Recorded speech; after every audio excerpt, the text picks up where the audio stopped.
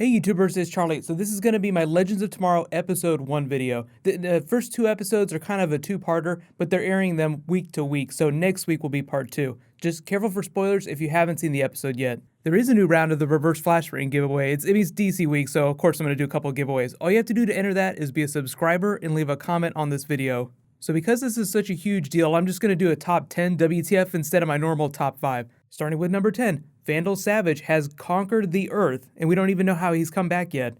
As Rip Hunter explains, unless Hawkman or Hawkgirl delivers the death blow to Vandal Savage, he can be regenerated from a single cell. So I'm assuming at the end of Arrow Episode 8 during the big Flash Arrow crossover, when they killed him, Merlin scooped his ashes up, he was able to regenerate from one of those ashes. I don't know if that happened on its own, I don't know if they're going to show that in a scene, it'd actually be pretty cool. But we also learned, number 9 WTF, that Vandal Savage kills Rip Hunter's son in that first episode. So after all the terrible things that Vandal Savage has done, that's the straw that broke the camel's back, where Rip Hunter's like, I'm calling bullshit, this isn't happening anymore, I have to fix this. So he breaks from the Time Masters. I know it sounds very familiar, very Doctor Who type plotline, where the Doctor rebels against the Time Lords. Rip Hunter rebels against the Time Masters. There are going to be a whole lot of Doctor Who jokes this season. But on to number 7 WTF, as you'd expect, the Time Masters only care about preserving the timeline, not about preserving humanity. I'm assuming they would extend that courtesy to any other group in the universe. Now, they haven't really addressed the multiverse on Legends of Tomorrow yet,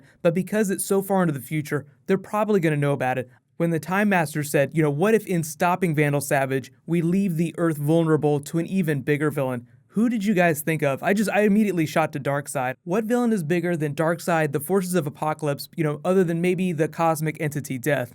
On to my number 6 WTF. So Rip Hunter goes around collecting all these people. We get beats with each of the characters, where they're at in the world at this moment. Ray's working with Arrow, trying to do Hive stuff as part of Arrow's ongoing Season 4 plot. Captain Cold, Heatwave, stealing minivans from young fathers in the middle of the night. The Canary in Beirut in a very Raiders of the Ark type bar.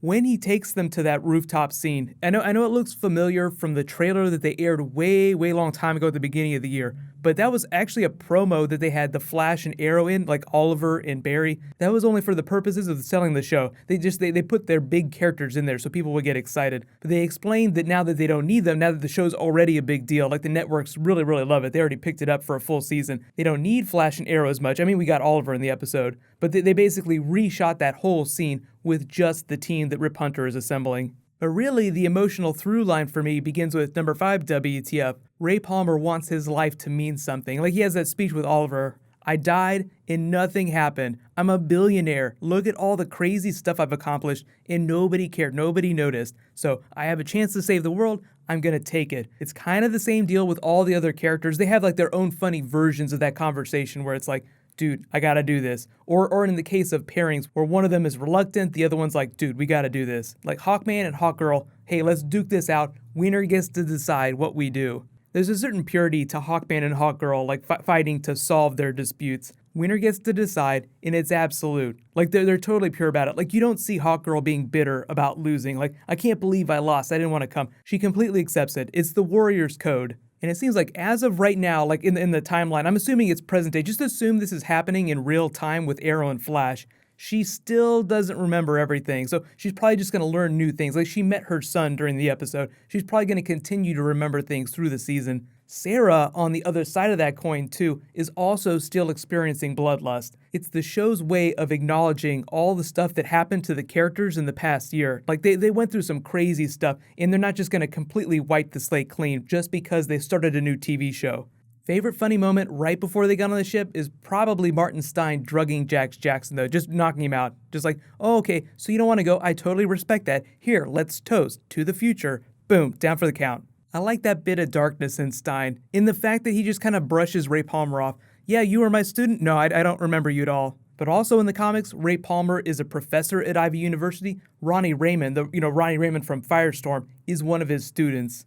On the number 4 WTF, meet the Waverider, and Gideon is the computer, the same Gideon it sounds like that the Reverse Flash is using. This is also a really awesome wrinkle. The Gideon stuff is its own separate thing we have to talk about. The Waverider, though, obviously named after the Waverider character from the comics, also a time traveler. The origin story for the Waverider character sounds mysteriously like the plot of Legends of Tomorrow. So in the far future, a character named Matthew Ryder, who's a scientist, wants to stop this big dictator that's taken over named the Monarch. So he builds a time ship, goes back in time, and tries to find Monarch as a child so he can end his reign of terror before it ever starts. So that's kind of like what's going on with Vandal Savage and Rip Hunter. So you can see how they're honoring the comics in that way. But later, DC changed Waverider's backstory and made him a version of Booster Gold. Booster Gold ended up becoming Waverider. If you want to read the story of Rip Hunter turning Booster Gold into Waverider, that was during Convergence. His powers are actually pretty cool. He can he can touch you, he can see your timeline just by making physical contact with you. There's a whole bunch of other stuff he can do, but just think of his powers as being like the time ship, with the addition of Gideon.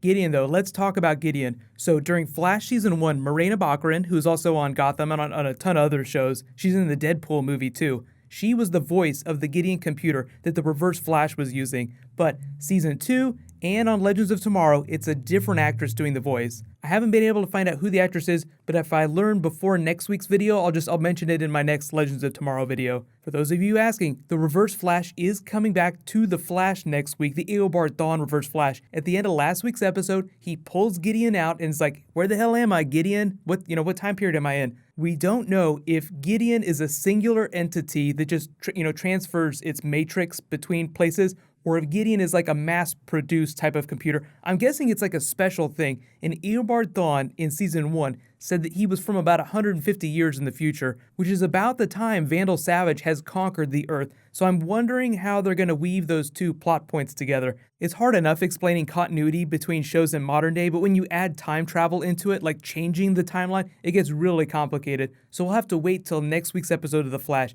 to see, where Eobard Thawne is from in the future, and if the same thing that's going on in Legends of Tomorrow with Vandal Savage is also affecting his timeline. On to my number 3 WTF. Hawkman and Hawkgirl meet their son, who he says was born from around World War I, when their names were Boardman. He's Professor Boardman. St. Rox is actually one of the home cities of Hawkman and Hawkgirl in the comics. So you get this really touching family moment, like part of the emotional through line of the episode where Hawkgirl just like some things click in her brain and she's like, "Okay, I understand now." And he ends up giving her the medallion at the end of the episode. "My mother gave this to me." So I kind of like the way they dealt with this, where the professor is a rational person. He's like, "You told me that this might happen. I might run into you in the future. You died when I was about 10 years old." They didn't make it too wishy-washy. Like, they completely dealt with it in that first episode. I mean, Hawkgirl is still going to be remembering things from her past in the next couple of episodes. They'll still talk about their son a little bit, but now in her mind, she is more fully that Hawkgirl character. I really like all the Hawkman, Hawkgirl scenes in this episode. I like the pair together, the actors that play Hawkman and Hawkgirl. I feel like Hawkman is slowly growing on me. I feel like some of his dialogue sticks in his mouth. Like they reduce the amount of dialogue he has just because it doesn't sound quite as good coming out of him. So looking forward to more Hawkman smashing things, just as long as they avoid really long Hawkman speeches. I feel like they'll be fine. Thankfully, they also address the self-fulfilling prophecy, where it's like, our son is going to die in 24 hours, we have to take him with us. So naturally, your trying to change the timeline brings about the very event that you're trying to avoid. So it's like the idea of a fixed point in time, something that you can't change. And actually, they addressed it in Season 1 of The Flash, where Barry goes back in time the first time. The Reverse Flash, actually Eobard Thawne tells him, if you try to change something to avoid a really bad event, time will find a way to replace that with something equally bad, if not worse. So on to my number 2 WTF. Something equally worse comes along. Kronos, Boba Fett, however you want to think about him, Darth Vader. I know there was some confusion. When he showed up the first time in that parking lot, that was in present day. A lot of people were like, hey wait, if they're in 1975, then how did those dudes know about Darth Vader? Because that movie didn't come out till 77. No, the dudes, when they made the Darth Vader reference, they were still in present day. Kronos in the comics is actually an Atom villain. He's still a time traveler. His costume looks like this. So, very different. They changed the character a little bit, but he's more of a silly time traveling villain rather than the more badass bounty hunter that the TV show is portraying, who is actually, turns out, working for the Time Masters, trying to track down Rip Hunter and bring him back. Which is where we get to our number 1 WTF. Rip Hunter lied to them all. He picked them because their lives mean 0 to the timeline. They are the opposite of Legends. That's where the show stops being like a Justice Society type team up or Justice League team up and becomes more of a Suicide Squad situation. People with a particular set of skills that nobody else gives a damn about. Although that's not technically true. They all have their friends, but time itself does not give a damn about them. So they are expendable. If they die in this mission, it won't matter. It won't make a bit of difference. Like I said, though, this is just the first part of a 2-part episode. It's just they're calling it like a 2-hour pilot that they're just airing in 2 different parts. So they'll finish this initial storyline next week. They'll probably deal with the Kronos character. There are a bunch of big DC characters that are showing up in future episodes. Like Jonah Hex is the biggest one they just announced. He's going to show up when they go back into the Wild West.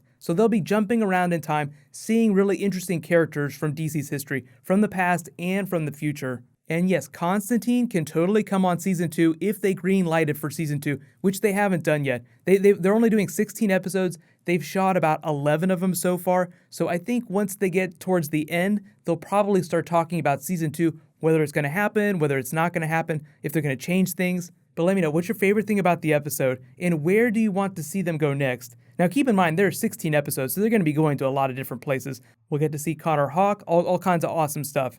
But congratulations to this week's giveaway winner, Lewis John. You win the reverse flash ring from the last couple of videos that I've been doing. Just be sure to private message me on the back end of my channel so I can get your contact info. I'll announce the next winner whenever I post my next DC video. So I'll be doing like some Suicide Squad, Justice League, Wonder Woman, like DC movie related videos too over the weekend. You may have seen me posting about it on Twitter this morning, but they just revealed what Vixen's costume is going to look like on Arrow. It totally looks like it does in the comics. If you don't know, she had an animated series. There was the option for it to go to live action, or her to go on Arrow or Legends of Tomorrow. They decided to bring her on Arrow, and I think it's going to be episode 15, so it should be in a couple weeks. It'll be a lot of fun. But they are doing a season 2 of the cartoon series. I'll talk more about it whenever we get to that Vixen episode on Arrow in a couple weeks.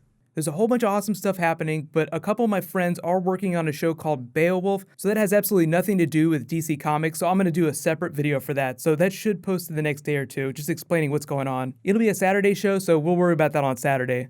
So a whole bunch of stuff going on. It's going to be really fun trying to do Easter eggs for all these episodes just because there's so much stuff packed in. But while you guys wait for my next video to post, you can click here for the Suicide Squad trailer video and the Wonder Woman trailer that I just posted. And you can click here for this week's Flash and Arrow episodes. Thank you so much for watching, everybody. Let's high five. I'll see you guys tonight.